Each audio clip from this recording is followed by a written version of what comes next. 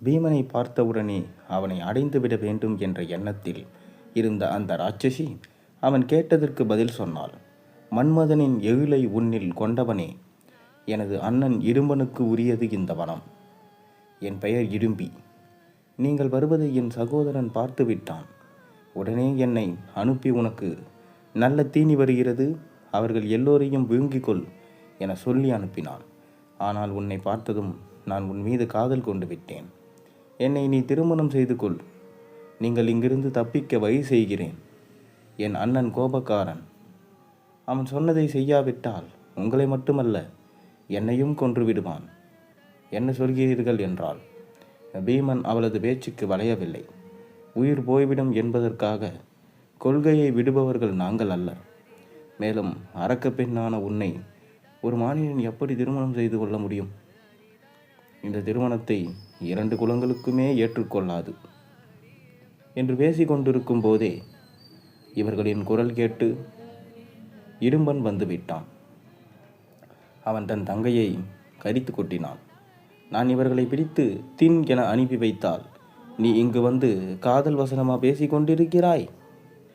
அரச குலத்தை கெடுக்க வந்தவளே, ஒழிந்து போ என அவளை கொல்ல முற்பட்டான். பீமன் அவனுக்கு நல்ல வார்த்தைகளை சொன்னான். இடும்பன் கேட்கவில்லை. அடே மானிட பதரே, அவள் மீது உனக்கு காதல் என்றால் என்னோடு போருக்கு வா. என்னை கொன்றுவிட்டு அவள் கரம் பிடி என வம்பு சண்டைக்கு இழுத்தான். பாண்டவர்களை தாக்கினான். பீமன் ஆக்ரோஷத்துடன் சண்டையிட்டான். இந்த போர் வெகு நேரம் நீடித்தது. மரங்களை வேரோடு புடுங்கி இருவரும் சண்டை போட்டனர். பீமனின் தாக்குதலை இடும்பனால் நீண்ட நேரம் தாக்கு பிடிக்க முடியவில்லை. அவன் அடிபட்டு சாய்ந்தான். சற்று நேரத்தில் உயிர் போய்விட்டது. அண்ணன் மறைந்த துக்கத்தை இடும்பியால் தாங்கிக் கொள்ள முடியவில்லை என்றாலும் பீமனின் வீரம் கண்டு அவள் மகிழ்ந்தாள். தனக்கு துணையாக வாய்க்கப் போகிற அவன் அரக்கர்களையே அழிக்கும் வல்லமையுள்ளவன் என்பது கண்டு நெஞ்சு பூரித்தது. இப்போதே முன்பை விட அதிகமாக பீமனை நச்சரிக்க ஆரம்பித்தாள். அவளது நிலை தர்மருக்கு நன்றாக புரிந்தது. இடும்பி, கவலைப்படாதே, என் தம்பி உனக்கு மணாளன் ஆவான் என்று ஆறுதல் சொன்னார். குந்தி தேவியும் இடும்பிக்கு ஆறுதல் கூறினான். இவர்கள் இருவரும் வற்புறுத்தலால் இடும்பியை அந்த வனத்திலேயே திருமணம் செய்து கொண்டான் பீமன். இப்படியே சில காலம் கழிந்தது. இடும்பி ஒரு தங்க மகனை பெற்றாள். வீரத்தில் பீமனையும் தாண்டியவன் அவன். அவனுக்கு கடோத்கஜன் என பெயர் சூட்டினர். ஒரு நாள் கடோத்கஜன் தந்தையிடம் வந்தான். என் அன்பு தந்தையே, இனியும் நாங்கள் உங்களுக்கு பாரமாக இருக்க விரும்பவில்லை. நீங்கள் உங்கள் பயணத்தை தொடருங்கள். நான் என் தாய் இடும்பியுடன் மீண்டும் இடும்பு வனத்திற்கே போய்விடுகிறேன். நீங்கள் எப்போது என்னை நினைத்தாலும் அங்கே வந்து நான் நிற்பேன் என தந்தைக்குரிய பணிவிடைகளை செய்வேன் என்றான். பீமனும் பாண்டவர்களும் அதற்கு சம்மதம் தெரிவித்தனர்.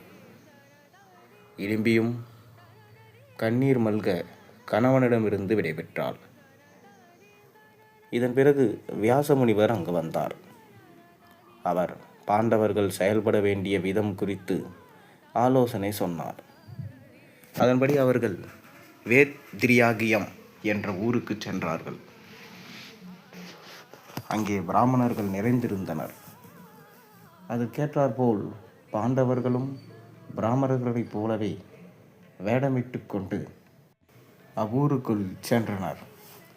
அவ்வூர் பிராமணர்கள் கருணை மிக்கவர்கள். ஊருக்கு புதிதாக வந்த விருந்தினர்களை வரவேற்று தினமும் ஒரு வீட்டில் தங்க வைத்தனர். இனிய உணவை பரிமாறினர். ஒரு நாள் ஒரு வீட்டில் தங்கியிருந்த போது அவ்வீட்டு பெண் கண்ணீர் வடித்து கொண்டிருந்தாள். குந்தி தேவி அதை கவனித்து, தாயே, எல்லா மகிழ்ச்சியும் வசதியும் நிறைந்த ஊர் இது. எங்கேயும் கண்ணீரா? நீர் ஏன் அழுகிறாய் என்றார். அப்பெண் குந்தியிடம், தாயே, இவ்வூரை பிடித்த சாபத்தை பற்றி சொல்கிறேன், கேளுங்கள். இவ்வூர் காட்டில் பகாசுரன் என்பவன் வசிக்கிறான். கோரை பற்களும் லட்சணமான முகமும் கொண்ட அவனுக்கு நர மாமிசம் என்றால் உயிர். எங்கள் ஊர் பிராமணர்களை இஷ்டம் போல் பிடித்து தின்பான். ஒரு நாள் என் தந்தை அவனை நேரில் சந்தித்து, பகாசுரா, நீ கண்டபடி மனிதர்களை உண்ணாதே. நாங்கள் தினமும் உனக்கு ஒரு வண்டி நிறைய அறுசுவை உணவும் நீ கடித்து சாப்பிட ஒரே ஒரு மனிதனையும் அனுப்பி வைக்கின்றோம். எல்லோரையும் ஒரே சமயத்தில் கொல்லாதே என பேசினார். பகாசுரனும் ஒப்புக்கொண்டான். இன்று என் வீட்டு முறை. எனக்கு ஒரே மகன். அவனை அனுப்பினால் எனக்கு கொல்லி வைக்க பிள்ளை இல்லாமல் போகும். என் மருமகளை அனுப்புவது கூடாத செயல். ஏனெனில் அவள் நல்வாழ்வு வாழ்வதற்காக பிறர் வீட்டிலிருந்து வந்தவள். அவளை கடைசி வரை காப்பாற்றுவது புகுந்த வீட்டின் கடமை. என் கணவரைத்தான் அனுப்ப வேண்டும். ஆனால் அவரின்றி நான் இருக்க மாட்டேன். நானாக போய்விடலாம் என்றால் என் கணவரை கவனிக்க எனக்கு விட்டால் ஆளில்லை என்றாள். குந்திக்கு நிலைமை புரிந்தது. அந்த பிராமண பெண்ணுக்கு ஆறுதல் சொன்னாள். மகளே, இதற்கா கவலைப்படுகிறார்? நீங்கள் யாருமே பகாசுரனுக்கு இரையாக வேண்டாம். நான் 5 பிள்ளைகளை பெற்றவள். உன் வீட்டின் சார்பில் அவர்களில் ஒருவரை பகாசுரனுக்கு உணவாக அனுப்புகிறேன் என்றாள். அவளது தியாகம் கண்டு பூரித்த பிராமண பெண் விருந்தினர்களாக வந்தவர்களை பலி கொடுக்க தங்கள் மனம் ஒப்புக்கொள்வது இல்லை என்றாள். இருந்தாலும் குந்தி அந்த பெண்ணிடம், என் மகன்களில் ஒருவன் முரடன், சக்தியில் அனுமானை போன்றவன். அவனை கண்டால் அரக்கர்களே அஞ்சுவார்கள். இடும்பன் என்ற அரக்கியை கொன்று அவனது தங்கையையே மனம் முடித்தவன் அந்த பலவான்.